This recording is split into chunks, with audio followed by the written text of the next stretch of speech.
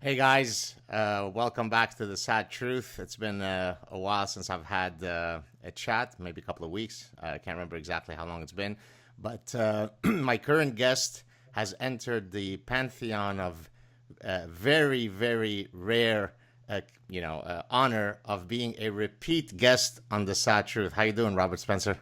Just great, Gad. How you doing? Good, very good. I just for those of you who don't know, we held a chat a couple of years ago. You could check it out. I'll put a link to it in the description.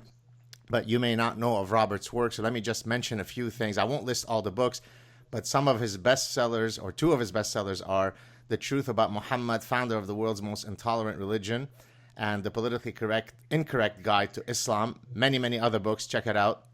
His latest book is "The History of Jihad," his magnus opus.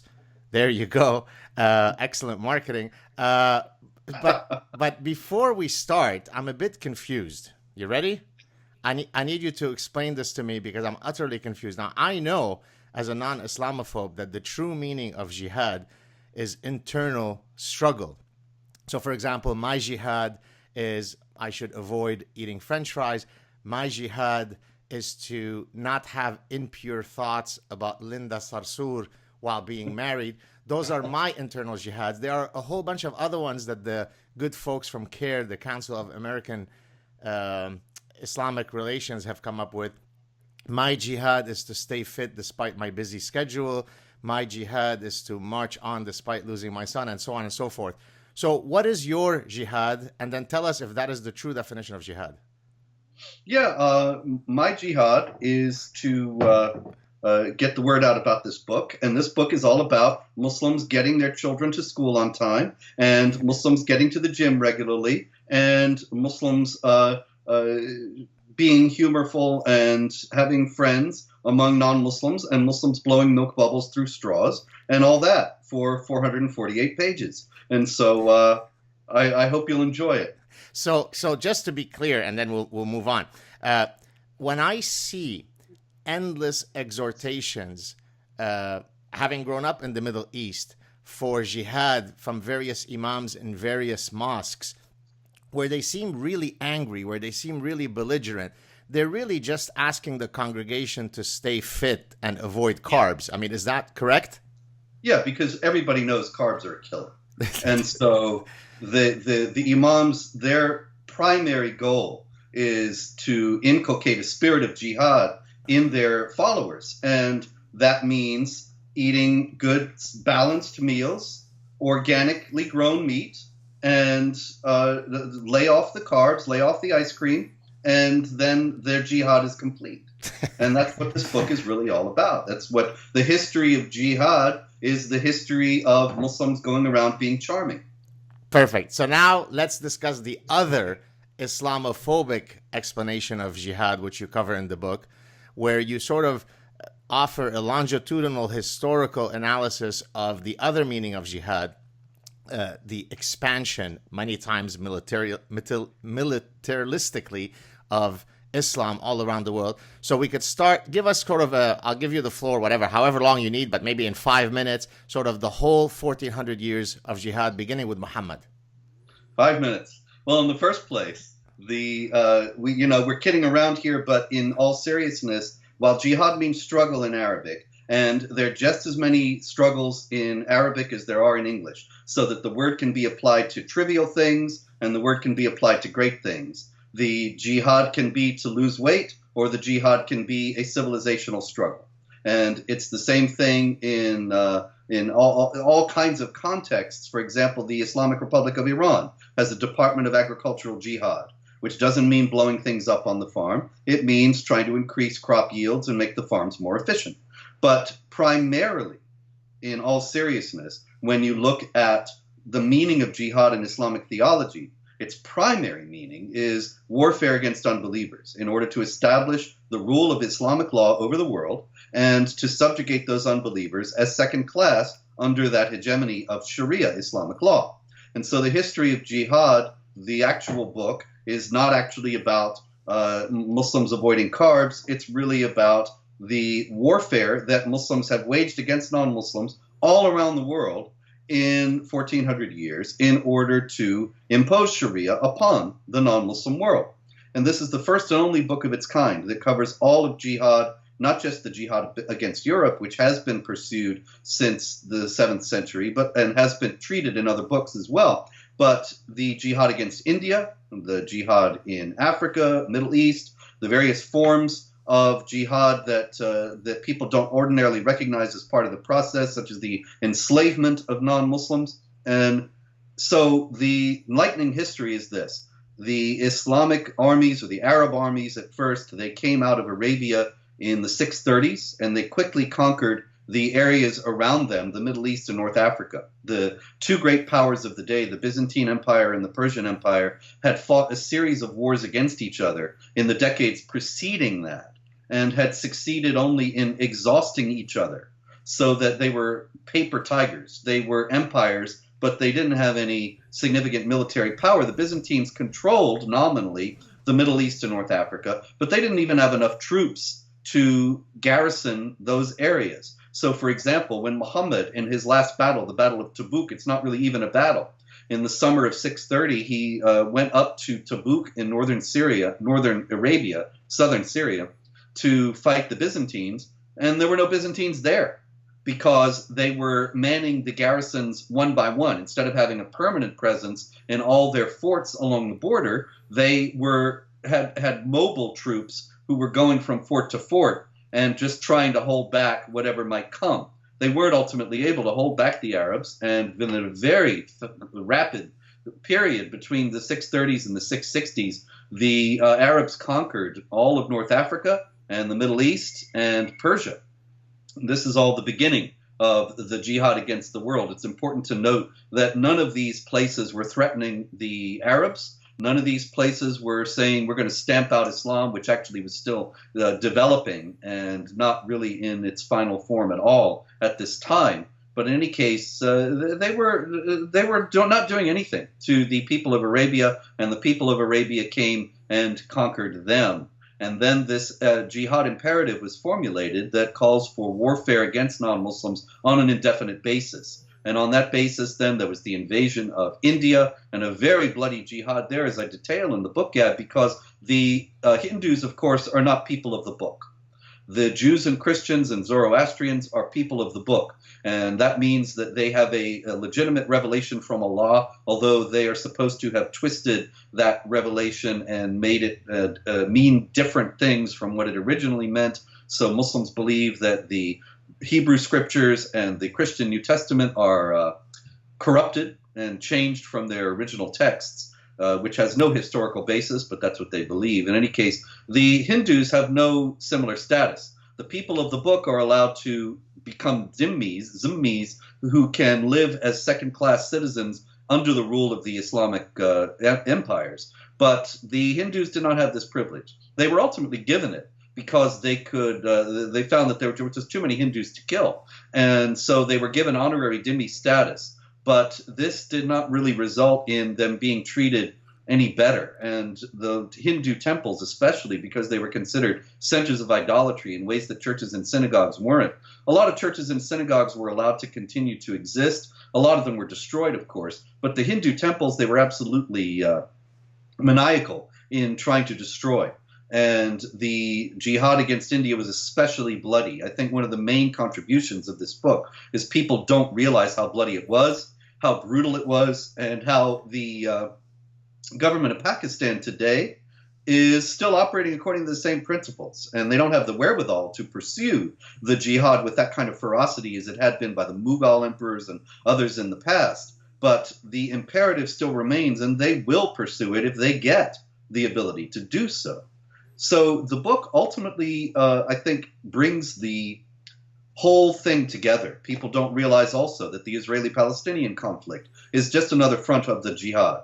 That the Palestinians, there would have been a negotiated peace. There's certainly been many attempts, and there would have been a negotiated peace years ago were it not for the jihad imperative, which is summed up very simply by Quran chapter 2, verse 191, drive them out from where they drove you out. And the Palestinians believe, wrongly, but they believe that the Israelis drove them out, and so they have a responsibility before Allah to drive out the Israelis and destroy Israel.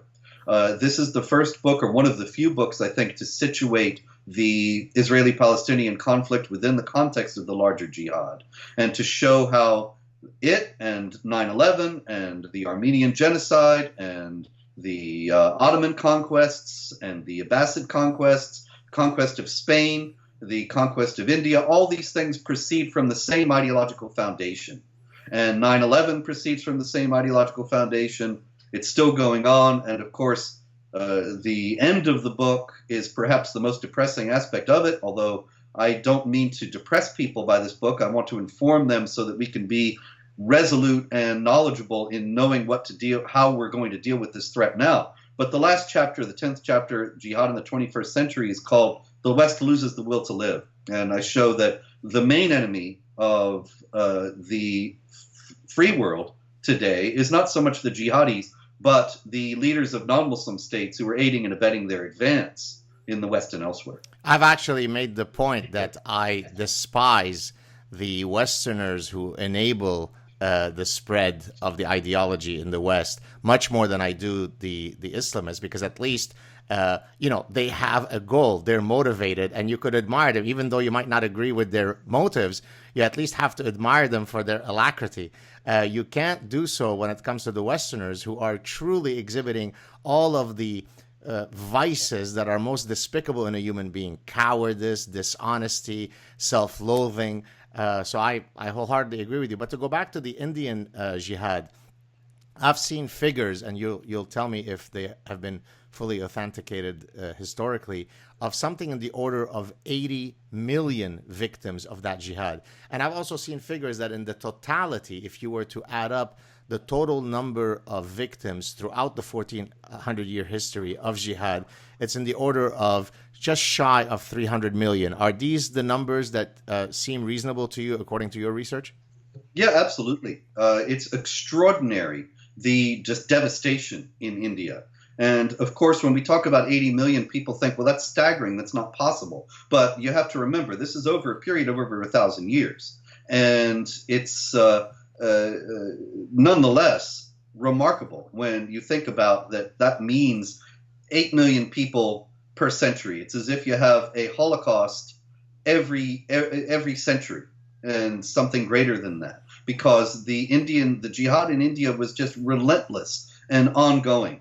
One of the most remarkable things, actually, that I think people will be surprised about in the book, because there's so many. Even just the other day, I was speaking at a marvelous group, and they were very well informed and very committed. But when I started speaking about this, I got people saying, wait a minute, I thought that the history of Islam was full of periods of tolerance and coexistence and multiculturalism and so on. That's one of the historical myths that I shatter in this. And one of the most remarkable things, as I was saying, is that the jihad against India only became a little bit more relaxed. Take, for example, the time of Akbar the Great, who's one of the most intriguing figures in this book. Akbar the Great was a Mughal emperor, the emperor of the Muslim empire in India. And in the 16th century, he became disenchanted with Islam and began to relax a lot of the restrictions on the non-Muslims as a result. So people who think that Islam is a tolerant thing that has been the linchpin of tolerant societies will come up upon Akbar the Great and see he only became tolerant when he became non-Muslim. And his son Jahangir, who he tried very hard to keep from succeeding him, but ultimately was unsuccessful, he had beheaded the fellow who made Akbar the Great disenchanted with Islam, his father. And that is, he beheaded the man who got his father disenchanted with Islam. And he reinstituted a lot of these restrictions, although a lot of them were not reinstituted until 2 more generations at the time of Aurangzeb. But he despised his father precisely for not being harsh against the Hindus. And he writes in his own memoirs about a letter that his father actually wrote him saying, how could I be harsh against these people? They're human beings like we are, and we ought to be magnanimous to all human beings. And his son, as a Muslim, thought this was contemptible. Right.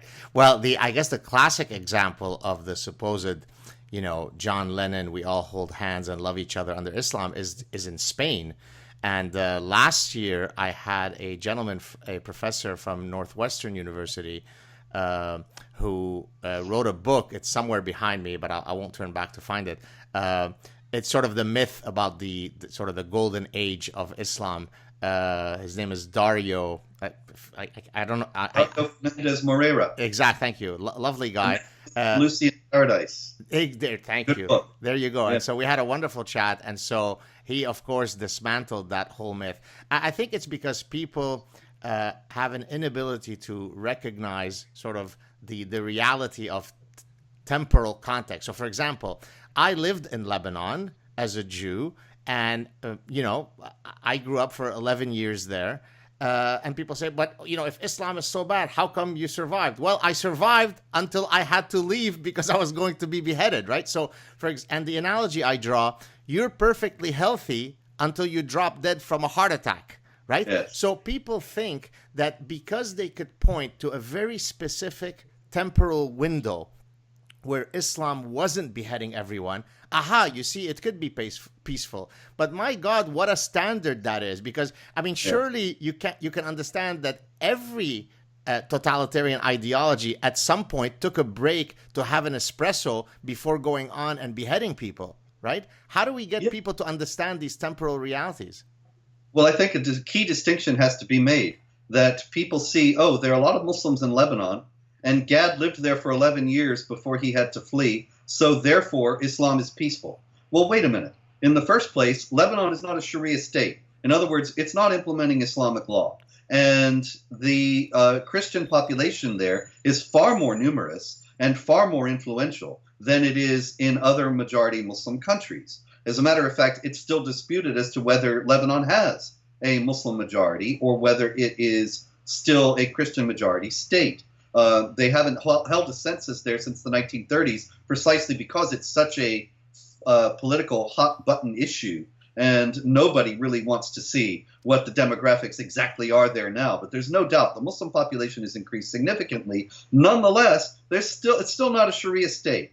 And while Muslims there have menaced Christians on many occasions, I have a Lebanese friend, another Lebanese friend, who is a Christian priest, and he was telling me about how he was stopped in traffic just recently by a Muslim mob that was just stopping people in traffic, and he was wearing a pectoral cross, and they surrounded his car, and it was very clear they were going to kill him.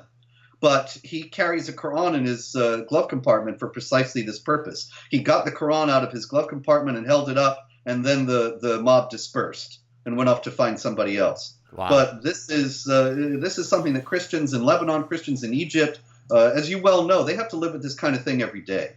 And so the question is, the distinction that needs to be made is between Islamic doctrine and the practice in any individual country or the practice of any individual Muslim. And so any individual Muslim may have a number of priorities and principles from Islam, from other things. They may be very devout and knowledgeable. They may not be. They may be very interested in being Muslim. They may think this Islamic thing is a pain in the neck, but I have to go along because there's the death penalty for apostasy. They may think any number of things. So you can't generalize from the behavior of any given Islamic individual or even a majority Muslim country. You have to look at Islamic doctrine. So what I do in this book is I look at Islamic doctrine, which of course I've done before, and then what's new in this book is that I show how, for 14 centuries, this is how Muslims understood Islamic doctrine. Obviously not all Muslims, but some of them were off going to the gym because that was their jihad. But the others, they were waging war against unbelievers, and this warfare, there were enough Muslims throughout history who believed that it was warfare against unbelievers, that this warfare is essentially constant throughout Islamic history, with no breaks, no respite, no reformation, no reconsideration. But just one quick point. So I'm not sure when the last official census was conducted in Lebanon, but sort of from the sources that I hear, and I'm assuming they're reasonably veridical, it's now roughly 2/3 Muslim, whereas until about maybe 30, 40 years ago, it was Christian majority. But now it's there's still a sizable Christian population in Lebanon, but it's clear that it is now a Muslim majority country. So that Yes. for whatever. Yeah, well, Iran has been bringing Shiites in large numbers to join Hezbollah and to try to turn Lebanon into a Shiite satellite. And they've actually done very well with that. Hezbollah has a significant presence in the Lebanese government, and it's because of this rapid population growth. But there's still been no official census. The Christians are still powerful enough there that they've been able to stave that off. Once there is a new official census, then their political power will be substantially diminished. So so now across universities in North America, some administrator will stand up when there's, for example, the awarding of the diplomas, and will self-flagellate that they are sitting on conquered land. This is Iroquois land. This is Algonquin land. We apologize for even existing here, and so on. So there is definitely an ethos of self-loathing in the West, whereby somehow Western powers are the ones who are responsible for imperialism, for colonialism. Whereas the reality, and hence the whole point, the whole gist of your book, is that there is this ideology that when it comes to the Olympics of imperialism and colonialism, stands alone on the gold medal podium. Yet, of course, most Westerners will never admit to that, right? So, Christopher Columbus is a pig who came and spread genocide to the noble folks here. How do we get people to understand? I mean, I guess that's the point of your book, but how do you explain this inability to just navigate through historical realities in an honest manner? What's stopping? What's the obstacle? Well, I don't think that people do look at historical realities. And there's also a concerted effort to whitewash these historical realities. The Islamic advocacy groups have been extraordinarily clever. And I don't know whether these professors are bought and paid for by Saudi interests or other moneyed Islamic interests, or whether they really believe what they're saying. But, we mentioned Dario Fernandez Moreira in The Myth of the Andalusian Paradise. And his book is one of the sources I used. It's even worse than he says, actually, because I have other material from other sources to speak about Muslim Spain in my book. And why do books like that have to be written? Why does a book like mine have to be written? Because there's so many academics today who are saying that there was no jihad imperialism and there was no subjugation of the non-Muslims. And they actively lie to people and mislead people. And so books like Fernandez Moreira's and mine, they set the record straight.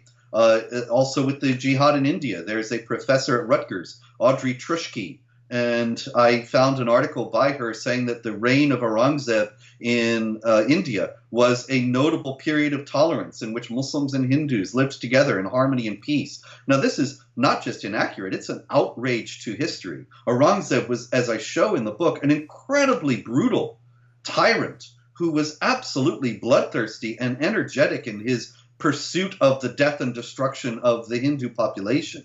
And so you got to wonder, what is a woman like that thinking? And how is it that she got to be a professor at Rutgers? And I think when we ponder that, my only explanation for it is you look at Al-Walid bin Talal, the Saudi billionaire who owns a piece of Fox News, he owns a piece of Twitter, and he gave $10 million to Harvard, he gave $10 million to Georgetown, he's given millions of dollars to other American universities as well. And I don't think he's the only one. And I don't know if there is a direct monetary connection between these professors and Al-Walid, but certainly they're very useful to him and to others like him who are trying to pursue an agenda of keeping Americans ignorant and complacent about the nature and magnitude of the jihad threat. I think, certainly there's a financial angle, sort of a very pragmatic explanation as the one that you just offered. But I actually think it's a lot more insidious than this. And that's really the point of my next book, where I formally go into my diagnosis of the collective malady, which I refer to as Ostrich Parasitic Syndrome.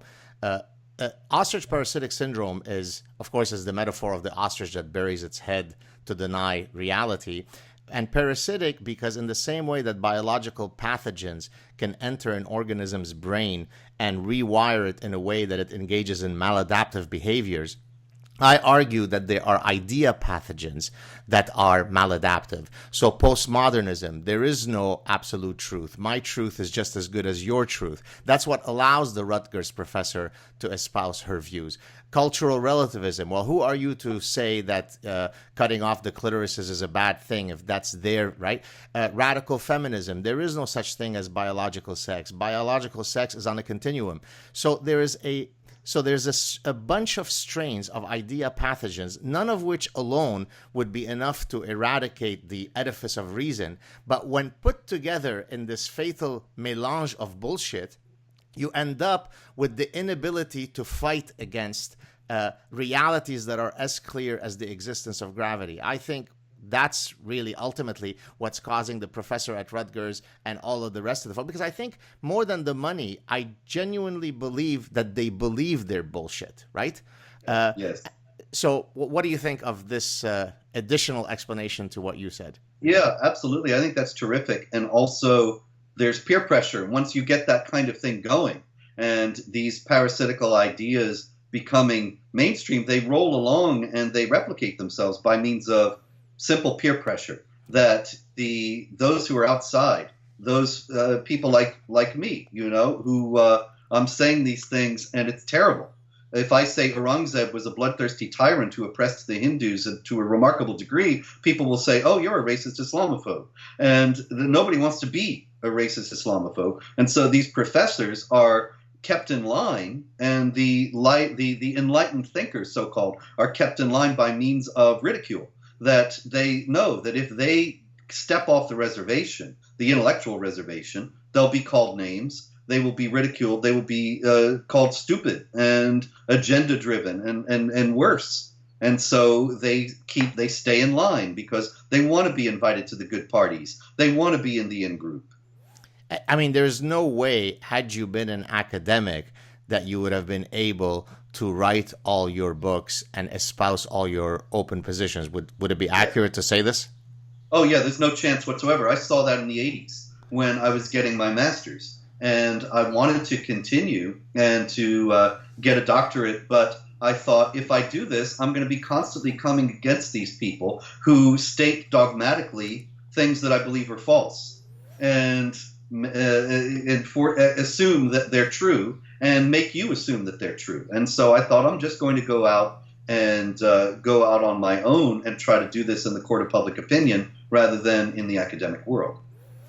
Now, what do you think explains the fact that you draw such ire from people? Is it because so I was trying to think about this prior to us getting on the show, because many people criticize Islam. And personally, I've challenged people. When I first had a chat with you, I challenged people to identify exact places where you were clearly bigoted against Muslim. And of course, nobody's ever written back and shown anything. But yet, you are sort of on the mantle of, the hateful Islamophobic bigots. Do you think it's because people associate the fact that all that you do, it's not as though you write about biology and about Islam. You're just a guy who focuses all of your time and efforts to criticize Islam, and therefore you can't sort of dilute that amongst a broader range of efforts. Could that be the reason? Because I find it perplexing, because there's a lot of people out there who criticize Islam in all sorts of different ways, none of whom are hateful, none of whom are bigoted, but yet somehow you stand amongst sort of the chosen ones as the epitome of the hateful guy. Why is that, according to you? My best guess to this, and it is just a guess, is that it's because I was the first, or among the first. And the Council on American Islamic Relations and other groups like it made a decision in the 90s, when I was just getting started doing this publicly, to stigmatize and demonize and ultimately destroy anybody who spoke about how there are elements of Islam that actually incite violence among Muslims. And so, when I started doing this, when I published my first book, it was just Daniel Pipes, Steve Emerson, and me who were talking about these issues at all. That was it.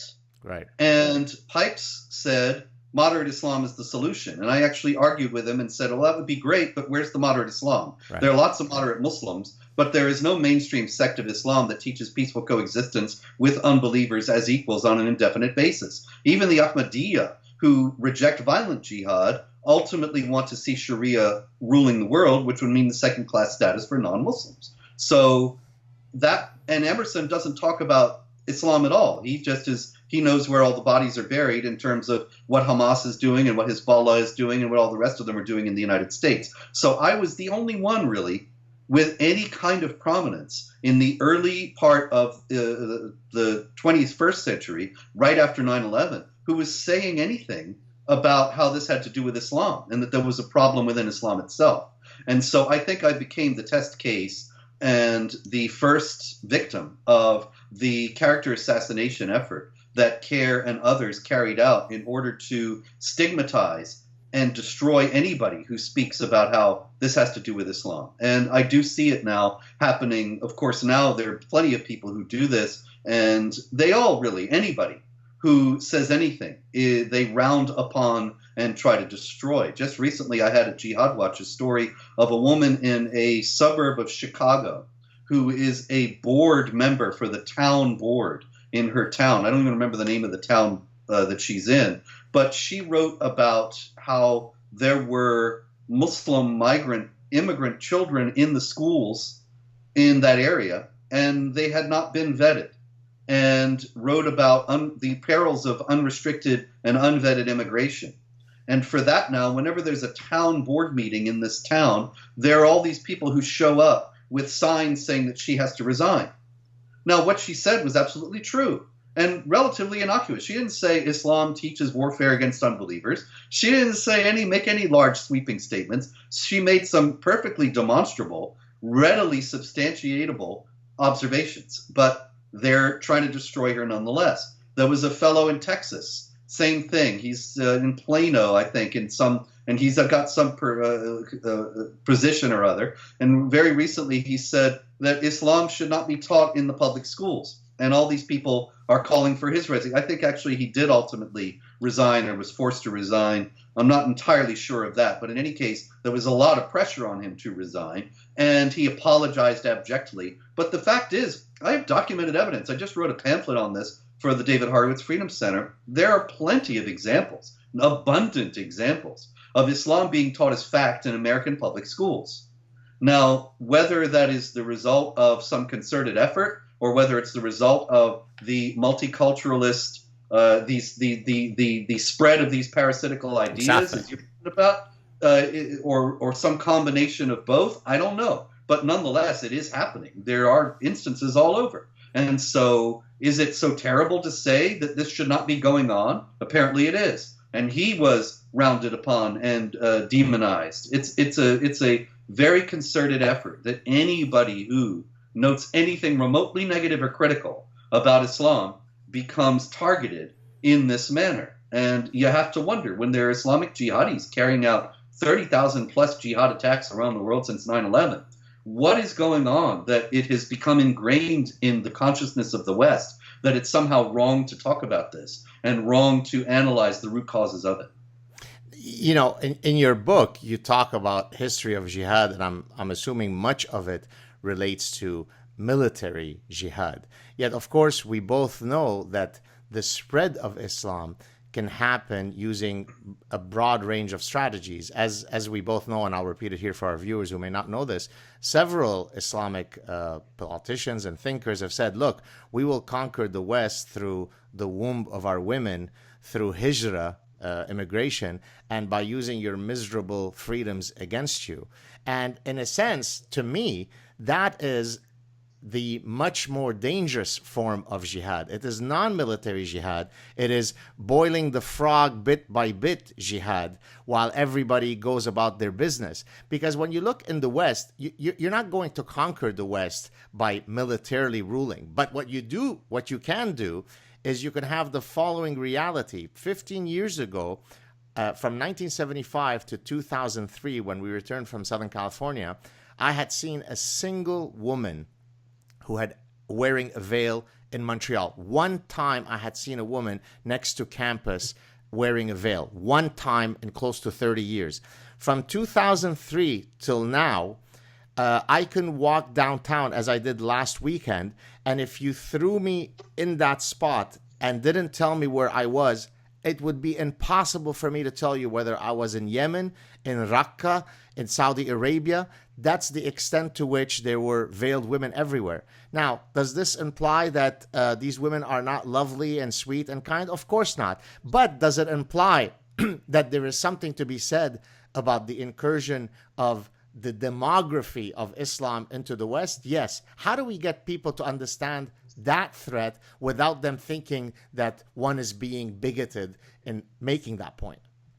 Well, they're going to say that you're bigoted if you make any point about how the Islamization of the West is maybe not a good idea, and how it would infringe upon the freedom of speech, the freedom of conscience, the equality of rights of women, and much more. But the fact is that it's all the same jihad. This is a key point of the book, actually, that the demographic trends that you're talking about, the mass Muslim migration into Europe and into North America in the 21st century, is ultimately motivated, as many of the people who've come have said freely, by the same principles that animated the military jihads of the past and of the present. That ultimately the goal is the Islamization of the lands to which they are coming. Now, this is not really, it shouldn't really be a controversial point. The Quran promises blessings to those who emigrate in the cause of Allah, which is the hijrah, to move from one place to another, not to get a good job, not to get out of a war zone, but to bring Islam to the new area. And when we look at Europe and we see the rise of these no-go zones, these enclaves where Islamic law is de facto enforced, and people say, oh, no, that's not really happening. Well, in the first place, it depends on what you mean by a no-go zone. It's not that non-Muslims can't go in. It's that Islamic law is essentially the law of the area. I was in one. I was in Molenbeek in Antwerp a few years back, the notorious area where many jihadis, the jihadis who killed 130 people in Paris in November 2015, who incidentally, all of them had just come into Europe as refugees the month before. And they went and hid in Molenbeek for months before they were discovered. I was walking through there a few years back. I was pretending to be an ordinary American tourist. I went into a halal butcher shop. I was going to take a tourist picture, and the halal butcher got very angry. And he said, pictures are not allowed here. Now, pictures are perfectly legal to take anywhere in Belgium, but not in a Sharia area. Right. And a Muslim is talking to a non-Muslim and telling him how he has to behave. Well, and the audacity with which you make those demands rises as a function of the number of folks who share your faith, right? So when there's only two of us, I can't come up to you and tell you your dog offends me. When there are 2,000 of us, I tell you no dogs here.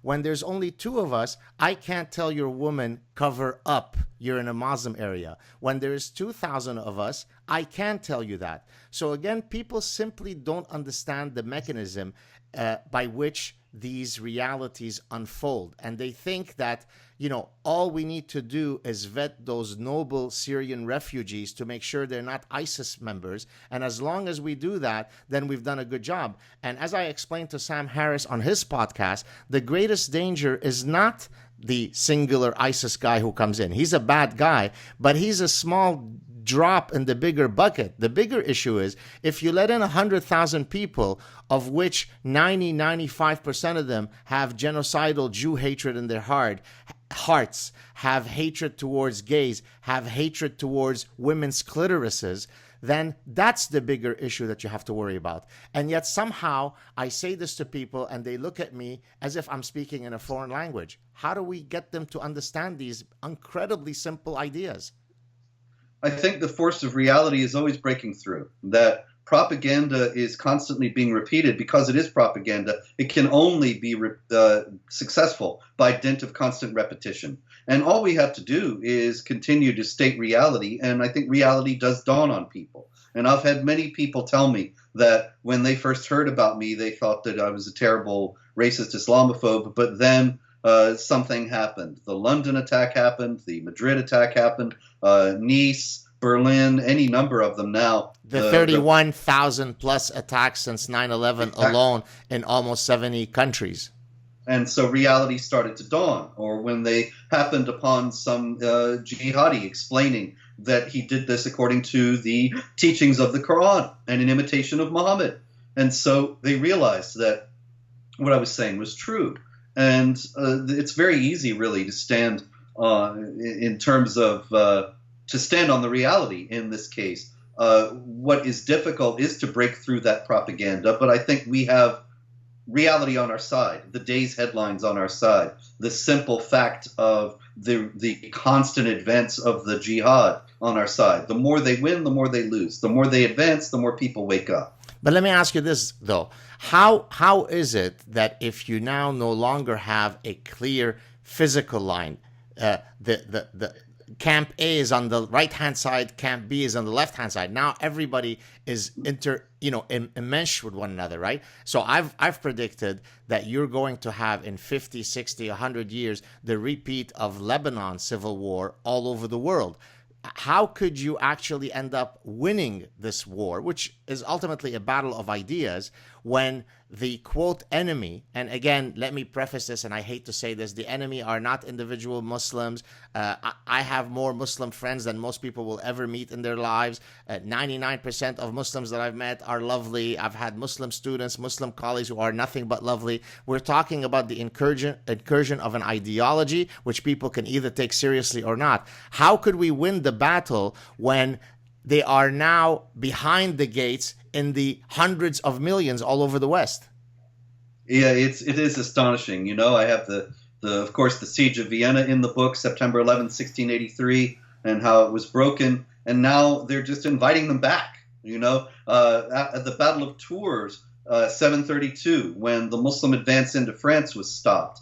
And Edward Gibbon, the great English historian, says, if the battle had gone the other way, then the Quran would be taught today in Oxford. Well, it is. Yeah, now it's all happened. And they've invited them in. And it is, I think I agree with you, that I don't see any good outcome to this unless there is a massive change in our political and media elites. And I don't see that coming.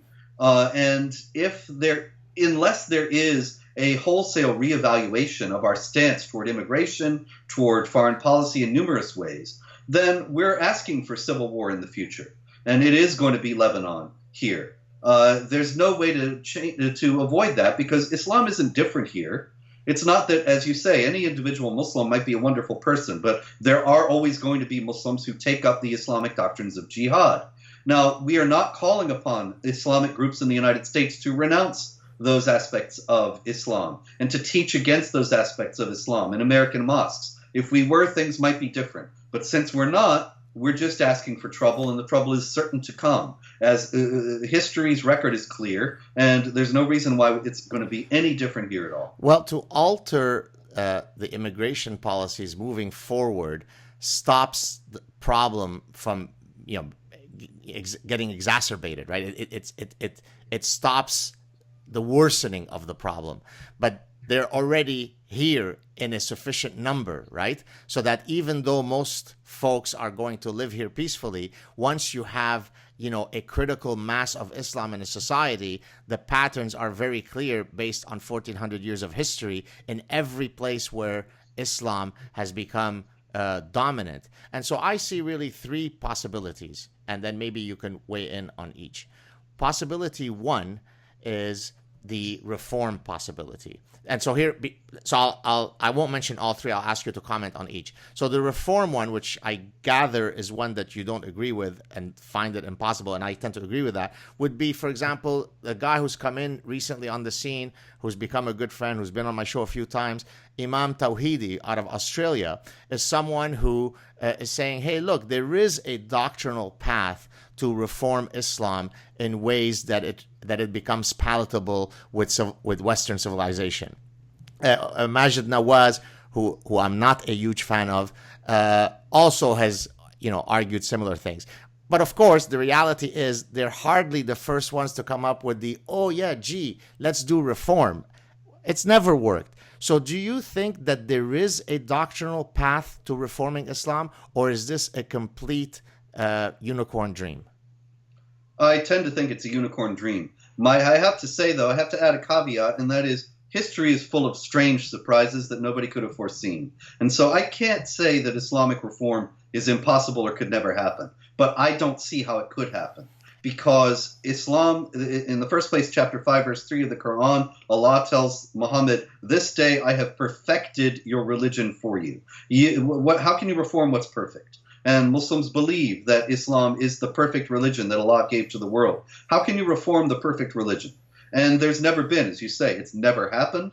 There are, in the book, The History of Jihad, I have lots of Islamic reformers, not only the Wahhabis, but also the Almoravids, the Almohads, the Mahdi in Sudan. All these people came up saying, the individuals who founded these movements, they came in around saying that Islam had strayed from its original teachings and they were going to restore it to its purity, and they made it more violent than it was, not less. Right. Also, you have Mahmud Muhammad Taha in Sudan, who taught that the Meccan peaceful verses should supersede the Medinan violent verses, which is backwards from how most Which means the opposite of the abrogation mechanism. Exactly.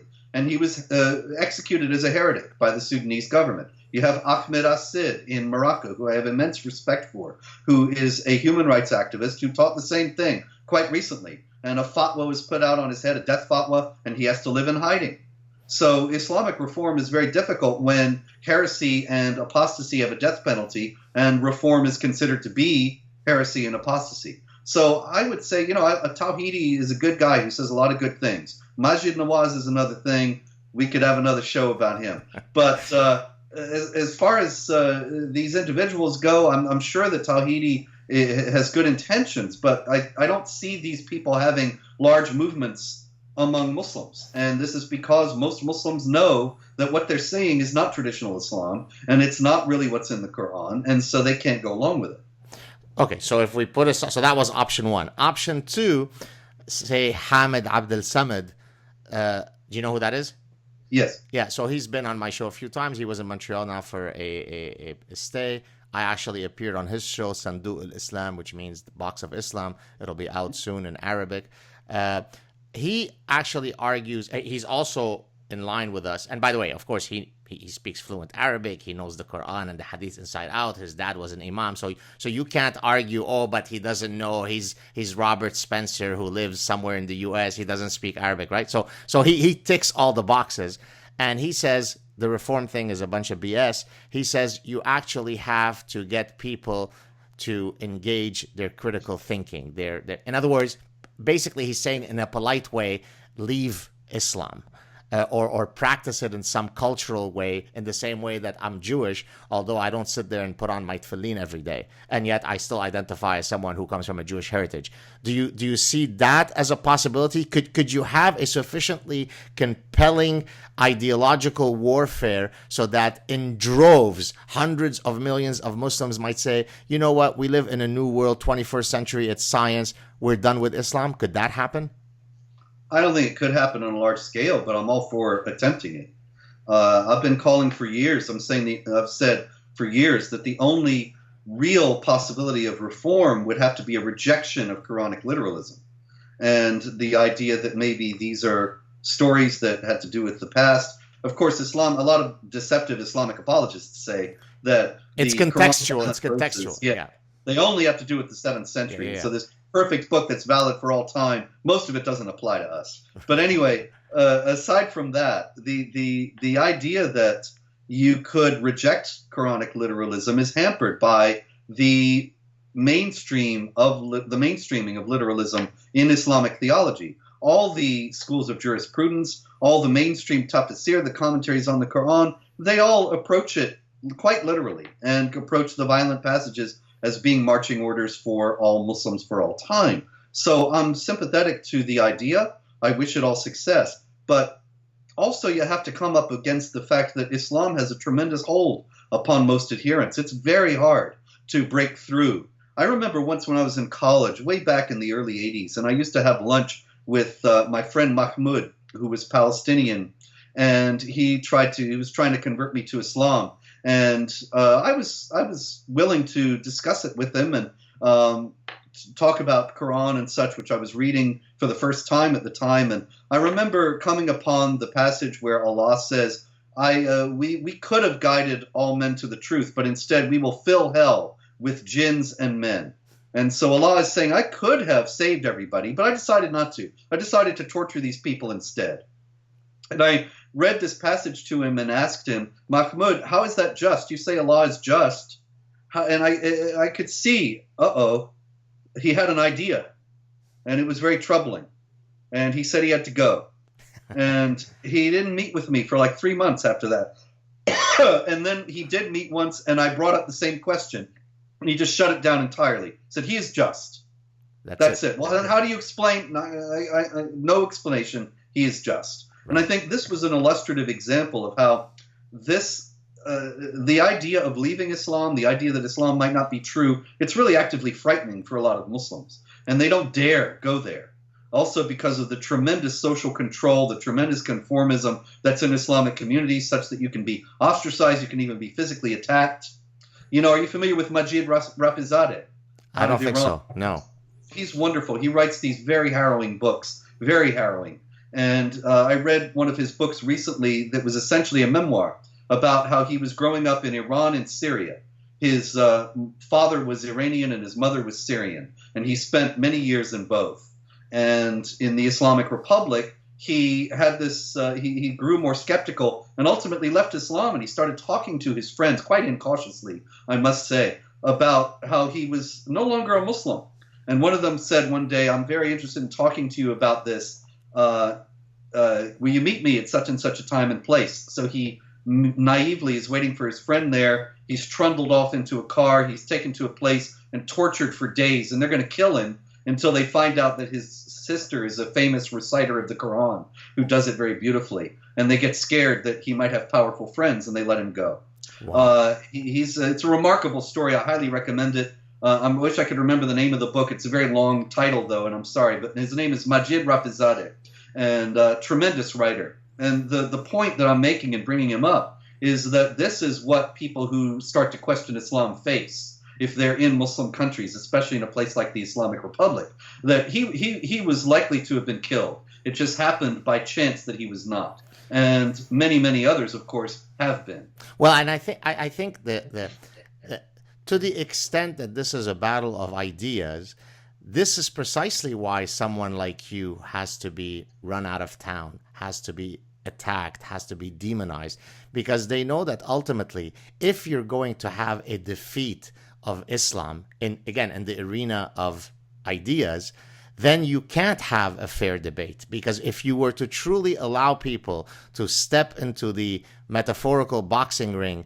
and each to present his or her side, then probably Islam, look, if Islam is the way, then you should feel sufficiently confident about it that you shouldn't never have to put people under death threats and so on, right? Hamid Abdel Samad shouldn't have to walk around with 75 German police, right? But it's precisely because that's how you would end up losing the battle. I mean, what more evidence do you need than that? I have debated a lot of imams and Muslim spokesmen. You can find the debates on YouTube. But at the same time, the list of those who have contemptuously refused to debate or accepted and then backed out is very long. Right. And this is because I think ultimately they know what I'm saying is true. And their claims about Islam being peaceful and so on, they can't stand up to scrutiny. And so they ultimately decide they're not going to subject themselves to that scrutiny. Well, I've appeared on Joe Rogan's show many times, and he's got a bigger platform than I think CNN, CBS, and CBC, and all the rest of them combined. And whenever we discuss Islam, there'll be a bunch of Muslims who come there and say, this Jew, this pig, is spreading falsehoods. It's not true that Islam hates the Jews. It's only because he's a disgusting Jewish filthy pig, right? so the irony is missed on them, right? They don't put that together. And then of course there's a whole bunch of other Muslims who come in and say, well, I'm a Muslim, and there is not a single syllable that he said that wasn't perfectly accurate. So in a sense, we need to find those honest ones, the ones who look, I think that you could be proud of many, many things that came out of Islamic societies. There's Islamic architecture, there's Islamic music. I mean, and what I mean by Islamic, I mean that it has flourished within those societies, right? I mean, there is such a thing as Danish folkloric dance, right? There is such a thing as Armenian cuisine. So there is endless ways by which I can be proud of my Islamic heritage while completely rejecting all of the booga booga hateful stuff, right? In the exact same way that I could be very Jewish and that I belong to a lineage of people that have a shared history, but yet I reject all the religious BS. By the way, I should mention, when I say that, when I see, tons of women who are veiled, and I find it, and by the way, many Canadians find it extraordinarily jarring, if we were to substitute that by having now 400,000 Orthodox Jews coming in magically to downtown Montreal, so that when I walked around, I felt I was in an ultra-Orthodox Jerusalem neighborhood, I would find that too jarring. Now, I wouldn't find it as jarring because Orthodox Jews are not trying to kill me as a Jew, whereas the other ones are, but I would still find that contemptible because I don't want to live in a society where demographically hardcore Orthodox Jews are the dominant group, because I don't share their worldview. Now, that doesn't mean that there aren't lovely Orthodox Jews. I've known many. I've been invited to many Shabbat dinners. A rabbi at Cornell was a very good friend of mine, and he's lovely. But I wouldn't want to have an infusion of 400,000 Orthodox Jews walking around in Montreal magically from one day to the next. That certainly doesn't make me a Jewish anti-Semite. Right? It basically says that I want to live in a society where secularism, where a commitment to science, where a commitment to free thinking is what is driving that society. To the extent that Islam is incompatible with those views, then I have every perfectly reasonable right to say, you know what, having 200,000 new Muslims in Montreal might not be good for my children moving forward, for them to wear a Star of David. What do you think of that? Well, yeah. I mean, I believe very strongly that the best society is a pluralistic secular society in which we all essentially leave each other alone. We don't try to impose our own views on others who don't hold them. We respect one another, and we live together without one group trying to gain hegemony over the others. I'm all for everything that I do is dedicated toward preserving a society of that kind against groups that are essentially and inherently hegemonic. And this is, of course, Sharia personified. Sharia is the only religious law that has a political extension and tries to impose itself on non-believers. And so, therefore, anybody really who believes in a free society and a pluralistic society should oppose its spread in the West. Well, and again, just while of course we're talking here about Islamic hegemony, but just to sort of to demonstrate to people that there's a greater principle here that is driving me. Let's go back to the Orthodox Jews. When I drive through a neighborhood in Montreal called Outremont, where there's a preponderance of Orthodox Jews, and I look at the little children, it annoys me. Why? Because I know that every single minutia of their future trajectory has been decided for them, right? They will believe this, they will dress this way, they will get up this way. So there is absolutely almost zero free agency in those children. And as I see them scurrying along, all dressed in exactly the same way, because totalitarianism could only work through conformity. It can't work through the elevation of individual dignity. As I see them, it pisses me off. Nobody's going to accuse me of being an anti-Semite, right? But the added problem with Islam is that, unlike the Orthodox Jews, who are the most meek that you could imagine, right? I mean, they're not trying. As a matter of fact, in Judaism, you're not allowed to proselytize, right? So in a sense, it is the worst marketing religion of all time, right? It doesn't try to get new customers and new adherents. And if you want to join the group, then we'll put you through years of testing. Whereas in other religions, you just have to say one sentence and boom, you're in, and you could never leave. Now that's marketing genius. So the idea is that there is a broader principle, which is elevate human dignity, elevate individual liberty. And to the extent that Islam, not individual Muslims, are an obstacle to this, we have every right to question it and be concerned about it. Yeah, I couldn't agree more. individual liberty, indeed. I mean, the only thing I would say about the Orthodox Jews is that I would oppose, and I'm sure you would also oppose, any attempt to compel them or anyone else to change their culture, change their practice. If they're in that system, they're in that system. I know people who have left it, and so it's not the kind of thing like Islam where it's a closed system and there's a death penalty for apostasy and so on. The big problem with the real problem with Islam is not within Islam itself, although I do feel for Muslim women, and I understand that it's very difficult, if not impossible, for Muslim women to leave that system should they so choose, because the social web is so strong and the threats are so present. But at the same time, the big problem is that Islam impinges upon non-Muslims and makes demands upon them. They don't want to just believe as Muslims and leave us alone.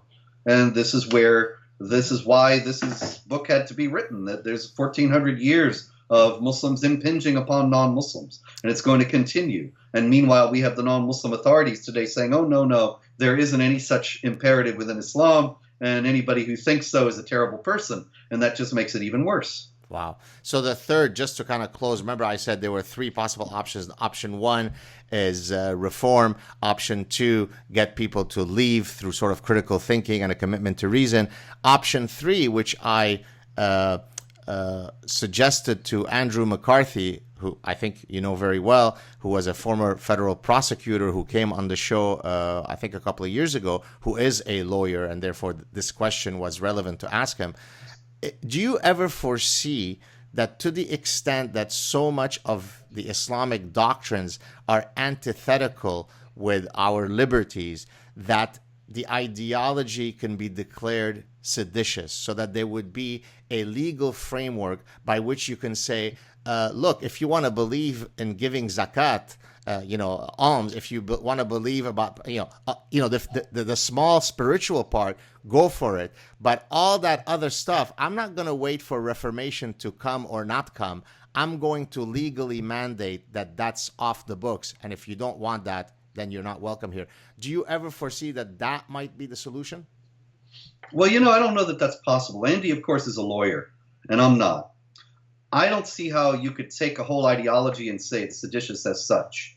Maybe there is a way, but I do think that a way forward is to emphasize that aspects of it are criminal, indeed, already under American law. I mean, you take, for example, polygamy. Polygamy is illegal in the United States. Now, there are plenty of Muslims who are in polygamous marriages in the United States, and there's no prosecutions, no investigations, nobody cares. And that, if we were to start to enforce as a matter of saying that we want to have one law for all people, and we understand that polygamy is infringing upon the rights of women and treating them as commodities instead of as equal human beings of equal dignity, then that would go a long way toward doing what you're saying. And if we take other aspects of Islam and Sharia in the same way, they're already illegal. We just have to enforce it.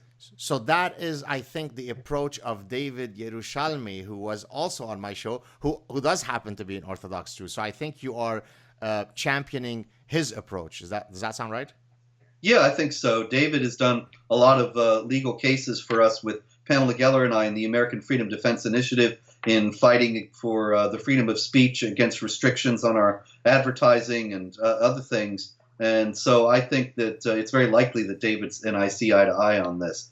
Right. And Andy also as well. It might be a difference in strategy, but not in the ultimate goal of protecting a free society. Andy actually, if you'll permit me, I think that he said about this book that from its inception, as Robert Spencer incontestably illustrates, jihad has been the outward aggressive expression of a conquest ideology. The history of jihad from Muhammad to ISIS is as relentless in relating unvarnished truth as is the phenomenon it tracks in seeking domination and never being satisfied with less, however long it takes. Those who care to preserve Western rationalism, civil liberties, and free societies must confront this history and its implications with eyes opened. Andrew McCarthy.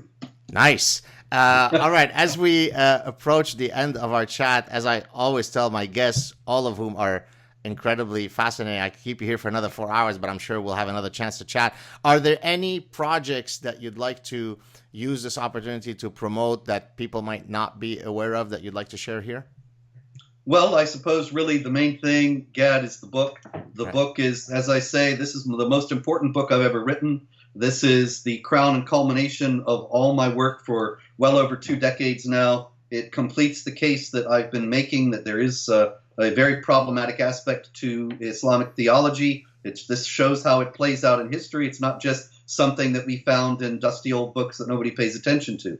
And this is the History of Jihad from Muhammad to ISIS. It's going to be available August 7th in any self-respecting bookstore, and it's available for pre-order now in Amazon and Barnes & Noble online. I must say that it is incontestable that you've been the greatest marketer of your book to ever appear on the show. So as a professor of marketing and as an evolutionary behavioral scientist, I tip my hat to your alacrity in promoting your work. Well done. People who, by the way, say that self-promotion is whatever is gauche and so on, I say no, it's called marketing. So hats off, hat tip to you. Thanks so much, Robert. Stay on the line for a second to chat for a second or two offline. Great having you on the show. Look forward to our next chat. Thank you. I do as well. Cheers, buddy.